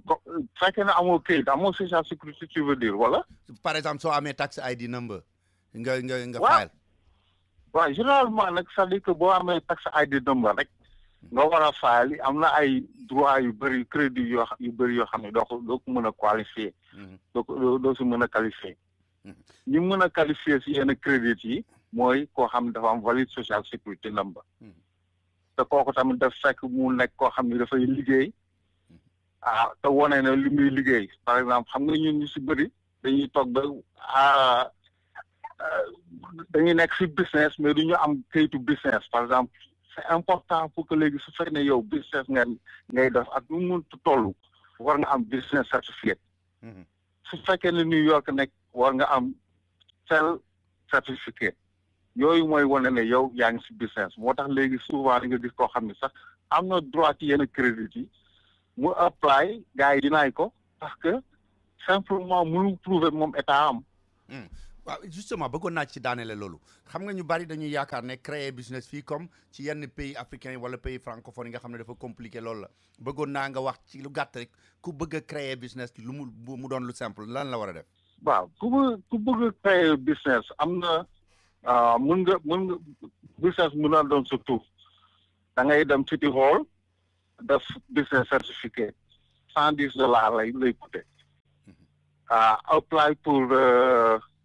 self certificate mun nga ko boo ñëwee sama bureau par exemple mun nañu la ko defal et puis c'est très simple su fekkee ne nag léegi da nga bëgg loo xam ne c'est plus élaboré mu nekk corporation aussi da nga koy apply ak département of state et puis am papier yi mun ci ubbi compte bancaire mais ce qui est important aussi pour business ak business bu mu munti doon mooy nit ñi dañu war di bind xam nga yow sa benn carnet boo xam ne yow lu dugg sa business nga bind ko lu génn xam nga bind ko mais mënuñu comprendre business boo xam ne yow loo bind dara waaw et puis dafa mel ne ñu bari sax seen business surtout liy génn lu ci bari duñ ko bind te loolu defe naa aussi waaye waaw loolu tam problème la parce que nit ki il faut nga am record xam nga buñ la joxee reçu su fekkee da nga am business nga xam ne lii pour business la et puis c'est pareil yow sa bopp ak business bi si boppam parce que ku si nekk da nga am taxawaay ngay fay sa bopp yow salaire ci business bi absolument ndaam voilà d'accord Fallou absolument boo xam naa ne sax peut-être bu ci xajee lundi dinañ ci dellu si waat bu amee yeneen question yoo xam ne laaj nañ ñu ko ci diggante bi ñu mën la ko laaj jërëjëf Fallou Ndaw inchallah merci beaucoup Dame merci bu fekkee da ngaa bëgg a tee assurer sa oto déglu ma wax la fi nga war a dem moo ci Sami and Associate Brokerage Sami and Associate Brokerage nee na leen jarul ngeen di dem ba mu sori ba ay Queens ak ay Brooklyn ak fépp foo mën a nekk fu jege fii Harlem demal ñu Harlem Car Service boo bëggee assurer sa oto moo xam oto personnel la moo xam voiture TLC taxi la bu fekkee ne da nga am business booy assurer wala nga bëgg a assurer sa kër lum ci mën a doon da ngay dem ci Sami and Associate Sami and Associate mi ngi nekk ci New Harlem Car Service ci Tony 1 32 8 Avenue ci diggante 115 ak 116 boo demee Sami and Associate bu fekkee ne sax da nga amoon assurance bu nekkoon ci beneen broker ba sori la mën na la ko transférer te nag amul nga jóge fa foofa ngay taxaw ci saase ñu daal la koy laajteel ñu yónnee la ko fax ñu transférer la ko te nag prix yi gën a baax ak compagnie yi gën a baax moom la Sami and Associate di assurer te lu mu la ciy defal doo fa yàgg di ami ticket wala ngay bàyyi sab liggéey te nag boo wootee ci 212 280 2522 212 280 2522 da nga jot Seynabou day wax anglais day wax français day wax olof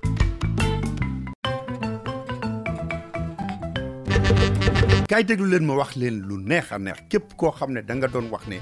bëgg naa lekk ci restaurant africain nag waaye dama bëgg mu moderne ne restaurant yi nga xam ne moom la yeneen réew yu mag yépp di am fii ci New York fii ci diggu Harlem Jey restaurant kër Asta Maram Jey restaurant chez Asta Maram bépp ñam woo xam ne da ngeen koy lekk ci restaurant yu africain yi waaye bu ngeen ñëwee da ngeen fekk place ba mu moderne goo xam ne dafa dem ba sax waañ wa dafay ubbeeku boo nekkee ca salle ba di lekk da ngay seen waañ wa mu dal sa xel xam ne fii moom lu set wecc lu moderne loo xam ne Rousseau fa yóbbu kenn moom la Jey restaurant kër Asta Maram fas leen yéene indi léegi mu ubbi 2479 8th Avenue ci diggante 132nd ak 133rd téléphone 212 861 food 212 861 36 63 212 861 3663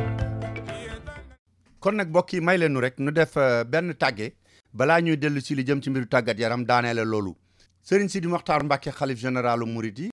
Serigne Mountakha Mbacke ak njabootu Serigne Bassirou Mbacke yépp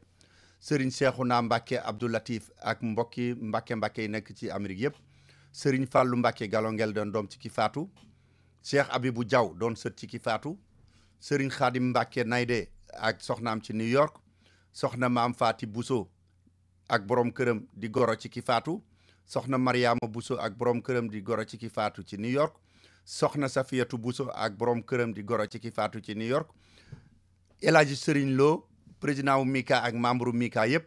Serigne Massamba Diop ak membre daayira Fata yépp Serigne Bassirou Fall ak membre daayira Minanul Baaxil Xadim yépp Moustapha Thioune ci New York Moustapha Diagne ak soxnaam ñu nekk ci New York Aminata Diop ak borom këram ñu nekk ci New York Samba Diop ci New York Ndiogu Fall ci New York Bassirou Ñaan ci New York Pape Diagne ci New York Ousseynou Mbodj ak soxnaam ci New York ak këri dine yi ci New York yépp ñooy am naqar ak tiis di leen tàggee soxna Maam Fati Fall moo doon waajur wu jigéen wu Serigne Fallou Mbacke Galongel soxna Maam Fati Fall nelaw na tey ji ca Touba denc nañ ko tey ji ca Touba daañu ko ñaanal dimanche ji di ñëw ci kër Serigne Touba bu ñu jullee timis ba noppi ku dégg tàgge bi itam mën ngaa woo Serigne Fallou Mbacke ngir jaale 646 255 75 75 646 255 7575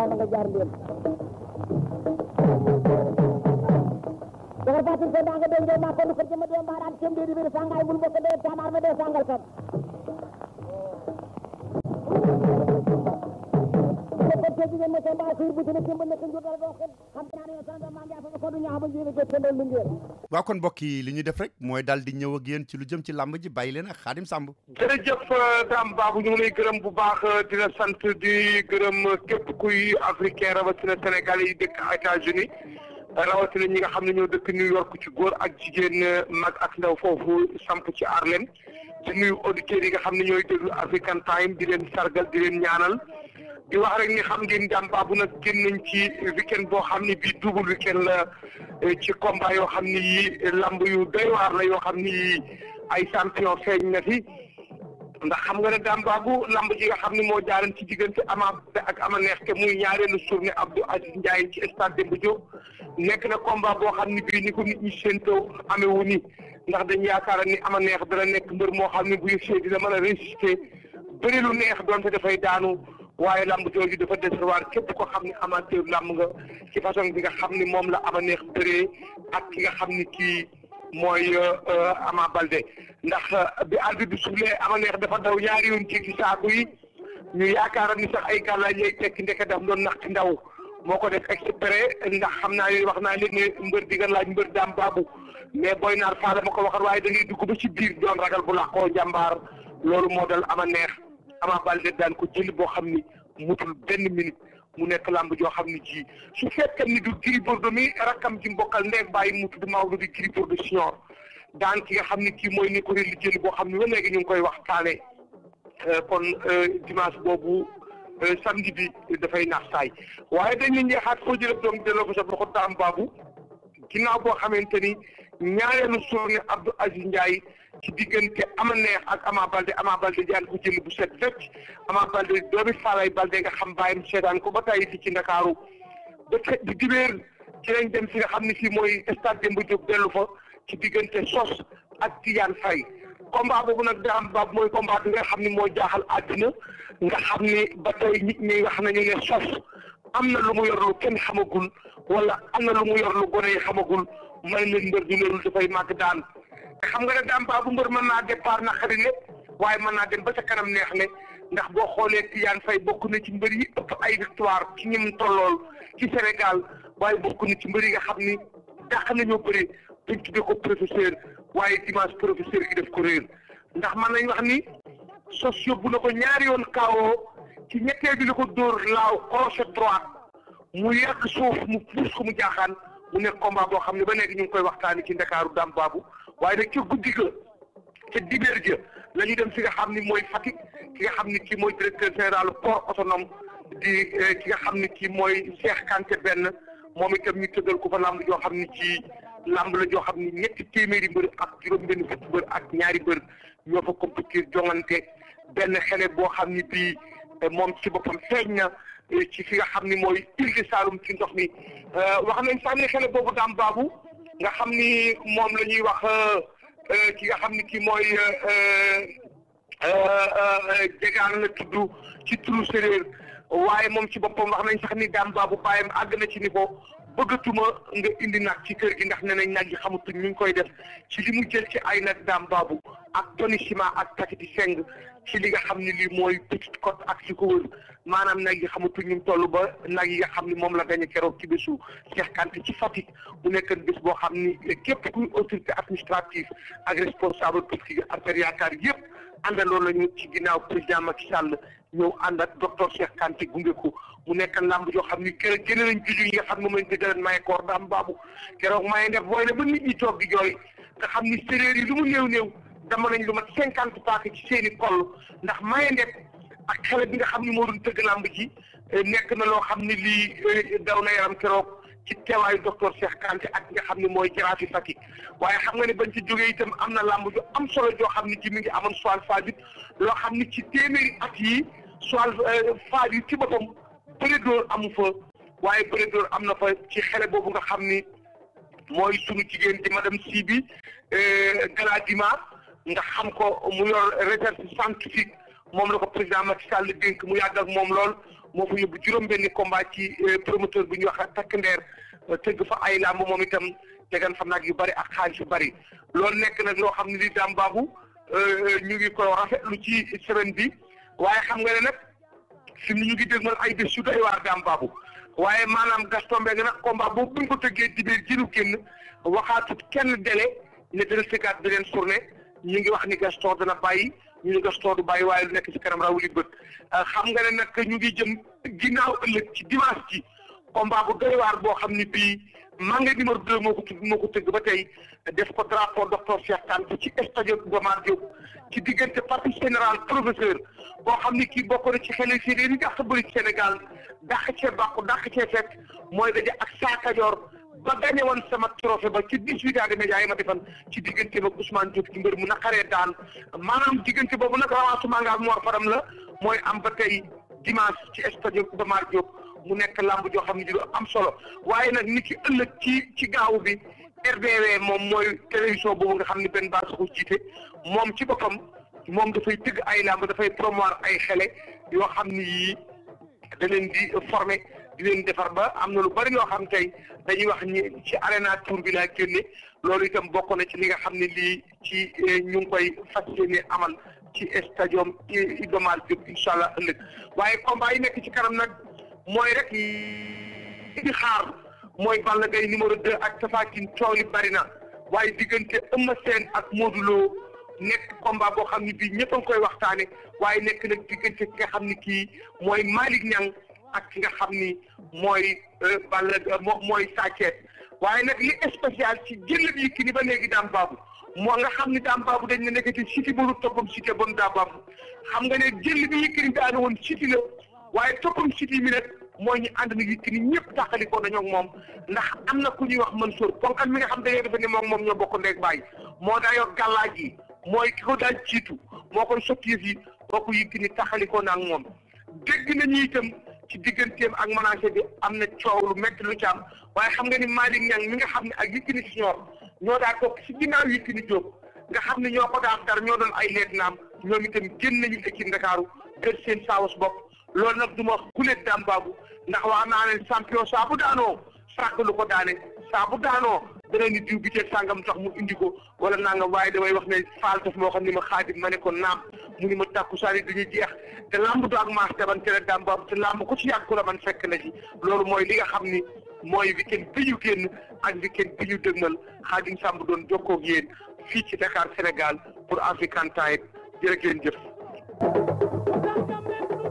kon boog ñu daaneele li nga xam ne mooy lu jëm ci mbiru football bi équipe nationale du Sénégal mi ngi waaj ngir dem Guinée président wu réewum Guinée sax dugal na ci loxoom bu baax a baax ngir jàppale Sénégal. waaw jege si na sax ba tax na nag njiitu réewum Guinée di Alpha Condé dugal ci loxoom bu baax a baax a baax wax na nag bépp ministre boo xam ne sa loxo dugg na ci match bi nga bàyyi sawaar bu am solo bala sax ministre bi ñu dénk wàllu tàggat fii ci Sénégal de Mbalim Ndiaye donc ko daal nag dalal na xelam xam ne ko rek Guinée coow yi nga xam ne am na fa ci diggante opposition bi ak tamit nguur gi tax na opposition bi nga xam